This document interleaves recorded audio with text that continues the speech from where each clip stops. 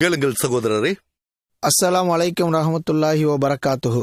எனது பெயர் தல்ஹான் நுஸ்ரத். நான் ஒரு மாணவன். எனது கேள்வியை ஆரம்பிக்கும் முன் முதலில் நான் உங்களுக்கு நன்றி சொல்ல விரும்புகிறேன். யாரேனும் உண்டா? முஸ்லிம் அல்லாத வேறு யாரேனும் கேள்வி கேட்க வேண்டுமா? தாராளமாக மைக்கிற்கு முன்னால் வந்து கேட்கலாம். முஸ்லிம் அல்லாதவர்கள் கேள்வி கேட்க விரும்பினால் ஆண்கள் பக்கத்திலிருந்தோ பெண்கள் பக்கத்திலிருந்தோ இதுதான் உங்களுக்கான வாய்ப்பு. இஸ்லாத்தில் பெண்கள் உரிமையை பற்றி கேள்வி கேட்கலாம். இஸ்லாமும் மற்ற மதங்களை பற்றியும் கேள்வி கேட்க வேண்டும் என்றால் இதுதான் வாய்ப்பு.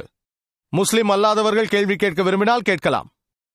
அப்படி இல்லை என்றால் முஸ்லிம்களை நாங்கள் அனுமதிப்போம். ஆனால் நடுவில் அவர்கள் கேள்வி கேட்க விரும்பினால் அவர்கள் தாராளமாக வரிசைக்கு முன்னால் வந்து கேட்கலாம். அவர்களே முக்கியமானவர்கள்.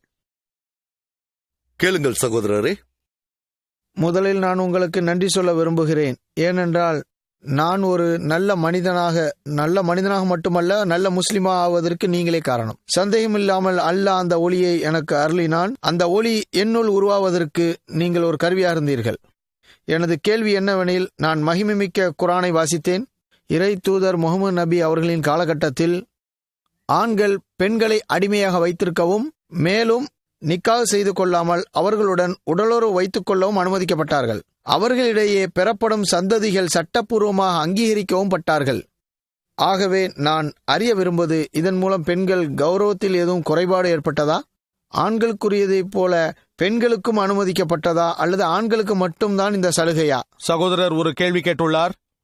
அதாவது இறை தூதர் அவர்கள் காலத்தில் பெண்கள், அடிமை பெண்கள் இருந்தார்கள். அவர்களை திருமணம் முடிக்காமல் உடலுறவு வைத்துக் கொள்வார்கள்.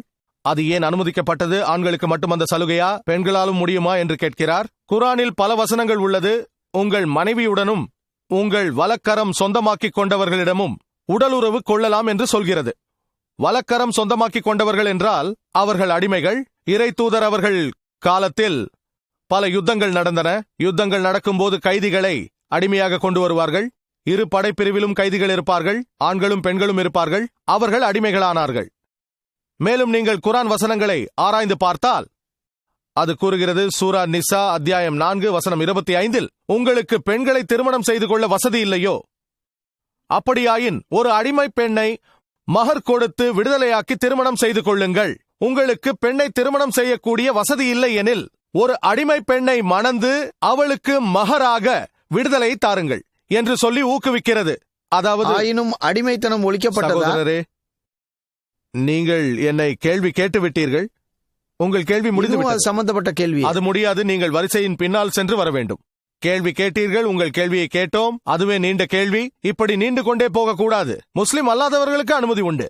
ஆனால் முஸ்லிம்கள் வரிசைக்கு பின்னால் செல்லுங்கள். நீங்கள் இடையில் கேள்வி கேட்டால் சில கேள்விகளுக்கே பதில் தர முடியும். முஸ்லிம் அல்லாதவர்களுக்கு அனுமதி உண்டு.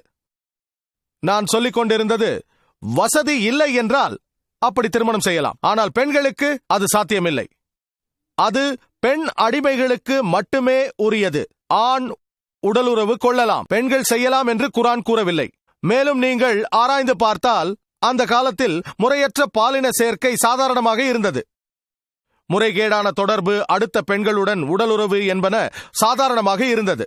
ஆகவே இஸ்லாம் அதை படிப்படியாக தடை செய்தது.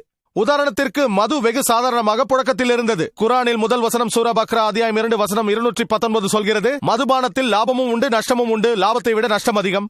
அடுத்த வசனம் சூரா நிசா அத்தியாயம் 4 வசனம் 43, போதையில் புத்தி தடுமாறி தொழுவாதீர்கள், போதையில் தொழுகை செய்யக்கூடாது. இறுதியில் மதுவுக்கு தடை வந்தது. சூரா மாய்தா அத்தியாயம் 5 வசனம் 90, மது தடை செய்யப்பட்டது. ஆகவே இங்கு முதலில் எல்லாம் வல்ல இறைவன் அல்லாஹ் சுப்ஹானஹு வ தஆலா முறைகேடான உடல் உறவை தடை செய்கிறான்.